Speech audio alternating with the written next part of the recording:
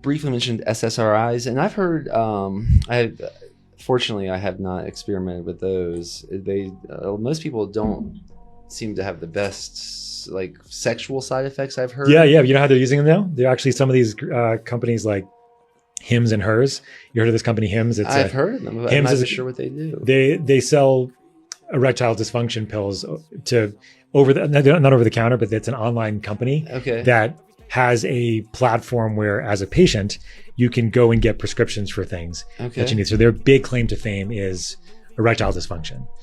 But they also have things for hair loss. And they have things for libido. I mean, if it works or not is a question, but they're actually selling SSRIs for premature ejaculation, because the side effect of SSRIs, as you said, is sexual dysfunction.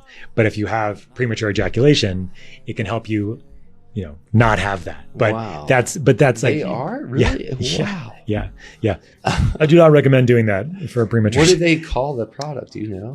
They're just SSRIs. They're low dose SSRIs taken, because like Blue Chew, isn't Blue Chew like a Cialis or a Viagra? Yeah, it's a combination of those. It's a combination of multiple PDE5s. It's like multiple together in the same, and that's what Hims does as well. So, but the SSRI conversation is an interesting one on the meta level, because for 20 plus years, doctors like me were told that people were depressed because they had a serotonin deficiency, but now we know that was complete bunk. There's no evidence that people with depression have any lower levels of serotonin than anybody else. So these drugs were used in that framework, and we know, they can be helpful for some people for sure, but it's not because they have a serotonin deficiency. You're making them artificially happier by having them on more serotonin, which can be good if you're severely depressed, but it's not the underlying reason why they're depressed. They're usually depressed because of any number of other factors, but it's not serotonin deficiency. And so there is a GABA component here. Like I was talking about GABA before. There's GABA is the brakes of our brain.